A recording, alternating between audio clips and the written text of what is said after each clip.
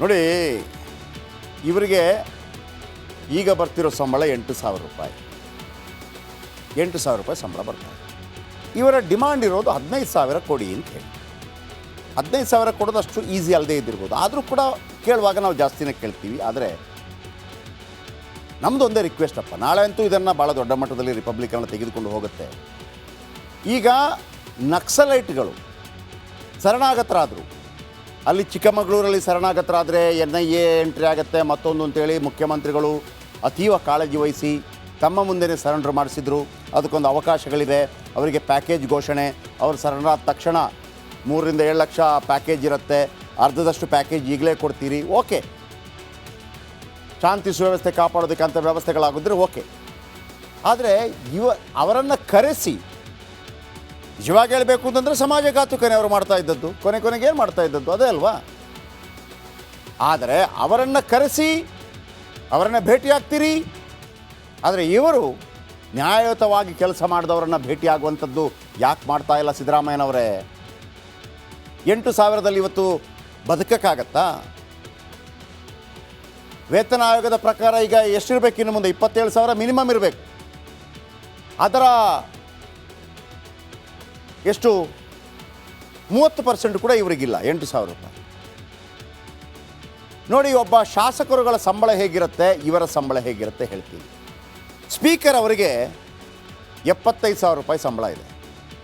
ಮುಖ್ಯಮಂತ್ರಿಗೆ 75,000 ಸಂಬಳ ಇದೆ. ಸಂಬಳ ಜಸ್ಟ್ ಉಳಿದದ್ದೆಲ್ಲ ಇರುತ್ತೆ. ಆಮೇಲೆ ಉಪ ಸ್ಪೀಕರ್ಗೆ 60,000 ರೂಪಾಯಿ ಸಂಬಳ ಇರುತ್ತೆ.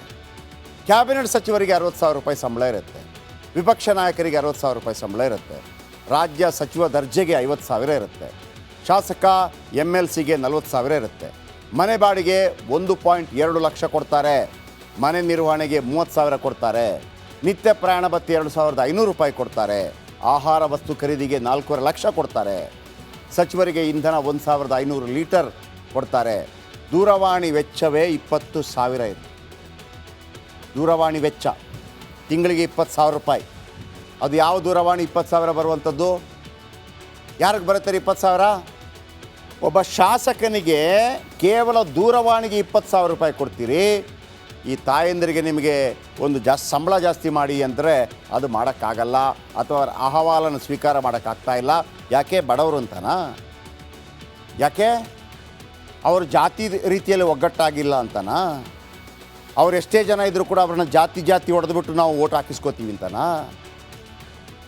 ನಕ್ಸಲೈಟ್ಗಳನ್ನು ಕರೆಸಿ ಸರೆಂಡ್ರಿಂಗ್ ಮಾಡಿಸಿದ್ರಿ. ಇವರ ಬಳಿಗೆ ಹೋಗ್ಬೋದಿತ್ತಲ್ಲ. ಎಲ್ಲಿಂದ ಕರೆಸಿದ್ರಿ? ಒಬ್ಬ ಆಂಧ್ರದಲ್ಲಿದ್ದ, ಕೇರಳದಲ್ಲಿದ್ದ, ಮತ್ತೊಂದಿದ್ದ, ಅವರನ್ನೆಲ್ಲ ಕರೆಸಿ ಚಿಕ್ಕಮಗಳೂರು ಕರೆಸಿ ಅಲ್ಲಿಂದ ಪೊಲೀಸ್ ವ್ಯಾನಲ್ಲಿ ಕರ್ಕೊಂಬಂದು ಓಕೆ ಎಲ್ಲ ಮಾಡಿದ್ರಿ. ನಾನು ಅದರ ಬಗ್ಗೆ ವಿರೋಧ ಇಲ್ಲ ನಮಗೆ. ಈ ತಾಯಂದಿರು 20 ನೋಡಿ ವೀಕ್ಷಕರೇ, ದೂರವಾಣಿ ವೆಚ್ಚ ಒಬ್ಬ ಶಾಸಕನಿಗೆ 225 MLA, 75 MLC, MP ಗಿಂಪಿ ಅದು ಇದು ಡ್ಯಾಶ್ ಎಲ್ಲರಿಗೂ ಕೂಡ ಯಾವ ಮೊಬೈಲ್ಗೆ ಬರುತ್ತೆ ಈಗ 20,000 ರೂಪಾಯಿ? ಯಾಕೆ ಕಡಿಮೆ ಆಗ್ತಿಲ್ಲ ಅದು? ನಮ್ಮಲ್ಲಿ 42,000 ಕಾರ್ಯಕರ್ತೆಯರಿದ್ದಾರೆ, ಆಶಾ ಕಾರ್ಯಕರ್ತರು. ಓಕೆ, ಅವ್ರು 15,000 ಕೇಳ್ತಿರ್ಬೋದು. ಏನಾದರೂ ಒಂದು 10,000ನೋ 12,000ನೋ ಏನಾದರೂ ಒಂದು ಮಾಡ್ಬೋದಲ್ಲ 42,000 ಕಾರ್ಯಕರ್ತೆಯರಿಗೆ. ಅವ್ರು ಮಾಡ್ತಿರೋ ಕೆಲಸ ಯಾರ್ದು? ನಮ್ಮ ಕೆಲಸ ಮಾಡ್ತಿರೋದು, ಬಡ ಜನರ ಕೆಲಸ ಮಾಡ್ತಿರೋದು. ಮನೆಗೆ ಹೋಗಿ ಆ ಕೆಲಸವನ್ನು ಮಾಡ್ತಾರೆ. ಈಗ ನಾವು ಒಂದು ಸ್ಟ್ಯಾಂಡ್ ತಗೊಳ್ತಾ ಇದ್ದೀವಿ. ನಾಳೆಯಿಂದ ನಿರಂತರವಾಗಿ, ಇವತ್ತು ರಾತ್ರಿ ಮತ್ತು ನಾಳೆಯಿಂದ ನಿರಂತರವಾಗಿ ರಿಪಬ್ಲಿಕ್ ಕನ್ನಡ ಫ್ರೀಡಮ್ ಪಾರ್ಕಲ್ಲೇ ಇರುತ್ತೆ, ಅವರ ಜೊತೆ ಇರುತ್ತೆ. ನಾಳೆ ಡಿಬೇಟ್ ಕೂಡ ಇದರ ಬಗ್ಗೆ ಮಾಡ್ತೀವಿ. ನಮ್ಮ ಮೇನ್ ಆ್ಯಂಕರ್ ಸ್ಮಿತಾ ರಂಗನಾಥ್ ಅಲ್ಲೇ ಸ್ಪಾಟಲ್ಲಿ ಇರ್ತಾರೆ. ನಾಳೆ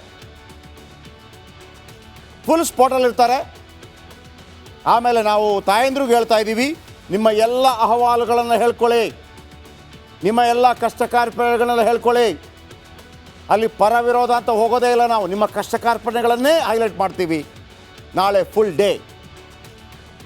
ಇನ್ನು ಇವರಿಗೆ ಅಂಚೆ ವೆಚ್ಚ 5,000 ರೂಪಾಯಿ, PA ಸಂಬಳ 20,000 ರೂಪಾಯಿ, PA ಸಂಬಳ 20,000 ರೂಪಾಯಿ ಕೊಡಿ. ಆದರೆ 8,000ಕ್ಕೆ ತಾಯಂದಿರನ್ನು ಕೈ ಬಿಡಬೇಡಿ. ಇವರ ಪರವಾಗಿ ನಾವು ದೊಡ್ಡ ಮಟ್ಟದಲ್ಲಿ ನಾಳೆ ಮತ್ತು ಇವತ್ತು, ನಾಳೆ ಫುಲ್ ಧ್ವನಿ ಎತ್ತುತ್ತಾ ಇದ್ದೀವಿ. ಓಕೆ ನೋಡಿ, ಇವರಿಗೆ ಈಗ ಬರ್ತಿರೋ ಸಂಬಳ 8,000 ರೂಪಾಯಿ. 8,000 ರೂಪಾಯಿ ಸಂಬಳ ಬರ್ತಾರೆ. ಇವರ ಡಿಮಾಂಡ್ ಇರೋದು 15,000 ಕೊಡಿ ಅಂತ ಹೇಳಿ. 15,000 ಕೊಡೋದಷ್ಟು ಈಸಿ ಅಲ್ಲದೆ ಇದ್ದಿರ್ಬೋದು. ಆದರೂ ಕೂಡ ಕೇಳುವಾಗ ನಾವು ಜಾಸ್ತಿನೇ ಕೇಳ್ತೀವಿ. ಆದರೆ ನಮ್ಮದು ಒಂದೇ ರಿಕ್ವೆಸ್ಟ್ ಅಪ್ಪ, ನಾಳೆ ಅಂತೂ ಇದನ್ನು ಭಾಳ ದೊಡ್ಡ ಮಟ್ಟದಲ್ಲಿ ರಿಪಬ್ಲಿಕನ್ನು ತೆಗೆದುಕೊಂಡು ಹೋಗುತ್ತೆ. ಈಗ ನಕ್ಸಲೈಟ್ಗಳು ಶರಣಾಗತರಾದರು, ಅಲ್ಲಿ ಚಿಕ್ಕಮಗಳೂರಲ್ಲಿ ಶರಣಾಗತರಾದರೆ NIA ಎಂಟ್ರಿ ಆಗುತ್ತೆ ಮತ್ತೊಂದು ಅಂತೇಳಿ ಮುಖ್ಯಮಂತ್ರಿಗಳು ಅತೀವ ಕಾಳಜಿ ವಹಿಸಿ ತಮ್ಮ ಮುಂದೆನೇ ಸರೆಂಡರ್ ಮಾಡಿಸಿದ್ರು. ಅದಕ್ಕೊಂದು ಅವಕಾಶಗಳಿದೆ. ಅವರಿಗೆ ಪ್ಯಾಕೇಜ್ ಘೋಷಣೆ, ಅವರು ಶರಣರಾದ ತಕ್ಷಣ 3 ರಿಂದ 7 ಲಕ್ಷ ಪ್ಯಾಕೇಜ್ ಇರುತ್ತೆ, ಅರ್ಧದಷ್ಟು ಪ್ಯಾಕೇಜ್ ಈಗಲೇ ಕೊಡ್ತೀರಿ, ಓಕೆ. ಶಾಂತಿ ಸುವ್ಯವಸ್ಥೆ ಕಾಪಾಡೋದಕ್ಕಂಥ ವ್ಯವಸ್ಥೆಗಳಾಗಿದ್ದರೆ ಓಕೆ.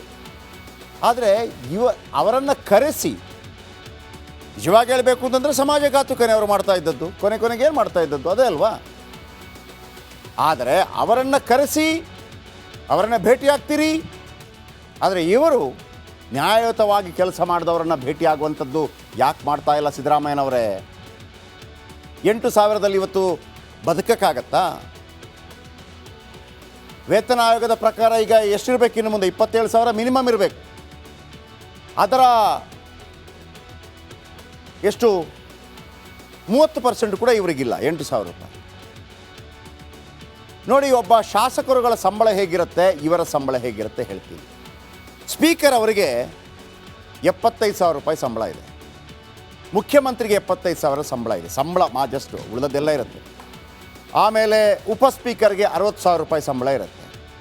ಕ್ಯಾಬಿನೆಟ್ ಸಚಿವರಿಗೆ 60,000 ರೂಪಾಯಿ ಸಂಬಳ ಇರುತ್ತೆ. ವಿಪಕ್ಷ ನಾಯಕರಿಗೆ 60,000 ರೂಪಾಯಿ ಸಂಬಳ ಇರುತ್ತೆ. ರಾಜ್ಯ ಸಚಿವ ದರ್ಜೆಗೆ 50,000 ಇರುತ್ತೆ. ಶಾಸಕ MLCಗೆ 40,000 ಇರುತ್ತೆ. ಮನೆ ಬಾಡಿಗೆ 1.2 ಲಕ್ಷ ಕೊಡ್ತಾರೆ. ಮನೆ ನಿರ್ವಹಣೆಗೆ 30,000 ಕೊಡ್ತಾರೆ. ನಿತ್ಯ ಪ್ರಯಾಣ ಭತ್ಯೆ 2,500 ರೂಪಾಯಿ ಕೊಡ್ತಾರೆ. ಆಹಾರ ವಸ್ತು ಖರೀದಿಗೆ 4.5 ಲಕ್ಷ ಕೊಡ್ತಾರೆ. ಸಚಿವರಿಗೆ ಇಂಧನ 1,500 ಲೀಟರ್ ಕೊಡ್ತಾರೆ. ದೂರವಾಣಿ ವೆಚ್ಚವೇ 20,000 ಇದೆ. ದೂರವಾಣಿ ವೆಚ್ಚ ತಿಂಗಳಿಗೆ 20,000 ರೂಪಾಯಿ. ಅದು ಯಾವ ದೂರವಾಣಿ 20,000 ಬರುವಂಥದ್ದು? ಯಾರಿಗೆ ಬರುತ್ತೆ 20,000?